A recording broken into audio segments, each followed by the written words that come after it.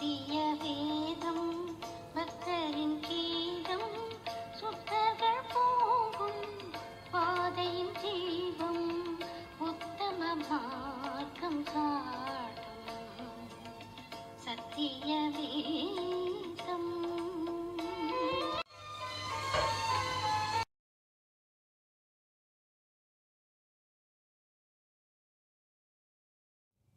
அப்போஸ்தலனாகிய பவுல் கலாத்தியருக்கு எழுதின நிருபம் 3ஆம் அதிகாரம். புத்தி இல்லாத கலாத்தியரே, நீங்கள் சத்தியத்திற்கு கீழ்ப்படியாமல் போகத்தக்கதாக உங்களை மயக்கினவன் யார்? இயேசு கிறிஸ்து சிலுவையில் அறையப்பட்டவராக உங்கள் கண்களுக்கு முன் பிரத்யட்சமாய் உங்களுக்குள்ளே வெளிப்படுத்தப்பட்டிருந்தாரே. ஒன்றை மாத்திரம் உங்களிடத்தில் அறிய விரும்புகிறேன். நியாய பிரமாணத்தின் கிரியைகளினாலேயோ விசுவாச கேள்வியினாலேயோ எதினாலே ஆவி பெற்றீர்கள்? ஆவியினாலே ஆரம்பம் பண்ணின நீங்கள் இப்பொழுது மாம்சத்தினாலே முடிவு பெற போகிறீர்களோ? நீங்கள் இத்தனை புத்தியினரா? இத்தனை பாடுகளையும் வீணாய் பட்டீர்களோ? அவைகள் வீணாய் போயிற்றே.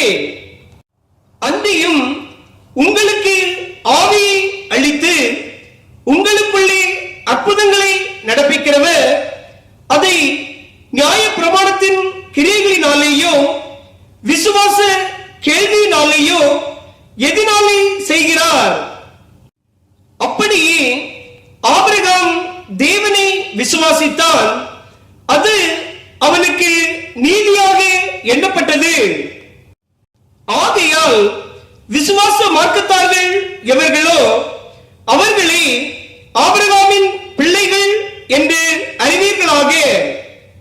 மேலும் தேவன் விசுவாசத்தினாலே புறஜாதிகளை நீதிமான்கள் ஆக்குகிறார் என்று வேதம் முன்னாக கண்டு உனக்குள் சகல ஜாதிகளும் ஆசீர்வதிக்கப்படும் என்று ஆபிரகாமுக்கு சுவிசேஷமாய் முன்னறிவித்தது. அந்தபடி விசுவாச மார்க்கத்தார் விசுவாசமுள்ள ஆபிரகாமுடனே ஆசீர்வதிக்கப்படுகிறார்கள்.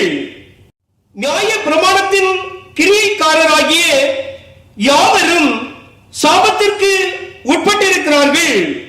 நியாய பிரமாண புஸ்தகத்தில் எழுதப்பட்டவைகள் எல்லாம் செய்யத்தக்கதாக அவைகளில் நிலைத்திராதவன் எவனோ அவன் சபிக்கப்பட்டவன் என்று எழுதியிருக்கிறது.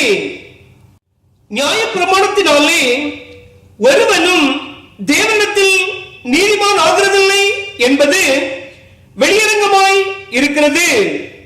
ஏனெனில் விசுவாசத்தினாலே நீதிமான் பிழைப்பான் என்று எழுதியிருக்கிறது. நியாய பிரமாணமோ விசுவாசத்திற்கு உரியது அல்ல. அவைகளை செய்கிற மனுஷனே அவைகளால் பிழைப்பான்.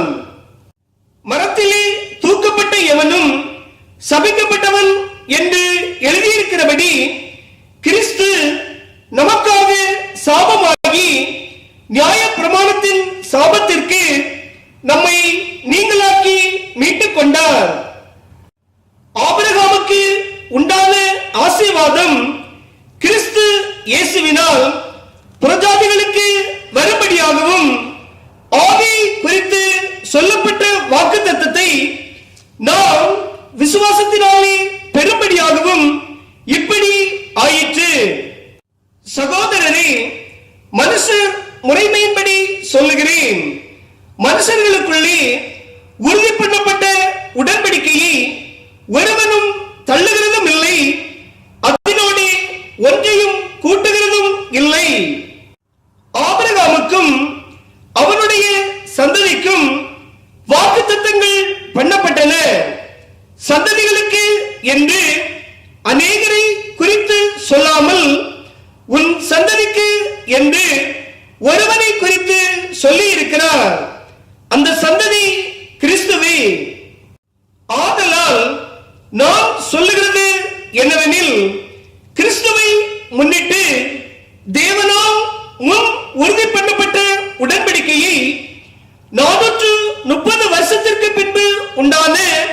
நியாயப்பிரமாணத்தை தள்ளி வாக்குத்தத்தத்தை வியர்த்தமாக்க மாட்டாது. அன்றியும் சுதந்திரமானது நியாயப்பிரமாணத்தினாலே உண்டானால் அது வாக்குத்தத்தத்தினாலே உண்டாயிராது. தேவன் அதை ஆபிரகாமுக்கு வாக்குத்தத்தத்தினாலே அருளிச் செய்தாரே. அப்படியானால் நியாயப்பிரமாணத்தின் நோக்கம் என்ன? வாக்குத்தத்தத்தை பெற்ற சந்ததி வருமளவும் அது அக்கிரமங்களை நிமித்தமாக கூட்டப்பட்டு தேவதூதரை கொண்டு மத்தியஸ்தன் கையிலே கட்டளை இடப்பட்டது. மத்தியஸ்தன் ஒருவனுக்குரியவன் அல்ல, தேவனோ ஒருவர். அப்படியானால் நியாயப்பிரமாணம் தேவனுடைய வாக்குத்தத்தங்களுக்கு விரோதமோ? அல்லவே. உயிரை கொடுக்கத்தக்க நியாயப்பிரமாணம் அருளப்பட்டிருந்ததானால் நீதியானது நியாயப்பிரமாணத்தினால் உண்டாயிருக்குமே. அப்படி இராதபடியால் இயேசு கிறிஸ்துவை பற்றும் விசுவாசத்தினாலே பலிக்கிற வாக்குத்தத்தம் விசுவாசம் உள்ளவர்களுக்கு அளிக்கப்படும்படி வேதம் எல்லாரையும் ஏகமாய் பாவத்திற்கு அடைத்து போட்டது. ஆதலால் விசுவாசம் வருகிறதற்கு முன்னே வெளிப்பட போகிற விசுவாசத்திற்கு ஏதுவாக நாம் அடைக்கப்பட்டவர்களாய் நியாயப்பிரமாணத்தின் கீழ் காவல் பண்ணப்பட்டிருந்தோம். இவ்விதமாக நாம் விசுவாசத்தினாலே நீதிமான்கள் ஆக்கப்படுவதற்கு நியாயப்பிரமாணம் நம்மை கிறிஸ்துவிடத்தில் வழிநடத்துகிற உபாத்தியாய் இருந்தது. விசுவாசம் வந்தபின்பு நாம் உபாத்திக்கு கீழானவர்கள் அல்லவே. நீங்கள் எல்லாரும் கிறிஸ்து இயேசுவை பற்றும் விசுவாசத்தினால் தேவனுடைய புத்திரராய் இருக்கிறீர்களே.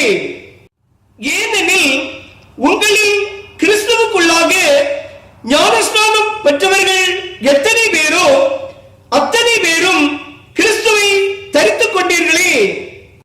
யூதன் என்றும் கிரேக்கன் என்றும் இல்லை, அடிமை என்றும் சுயாதீனன் என்றும் இல்லை, ஆண் என்றும் பெண் என்றும் இல்லை. நீங்கள் எல்லாரும் கிறிஸ்து இயேசுவுக்குள் ஒன்றாய்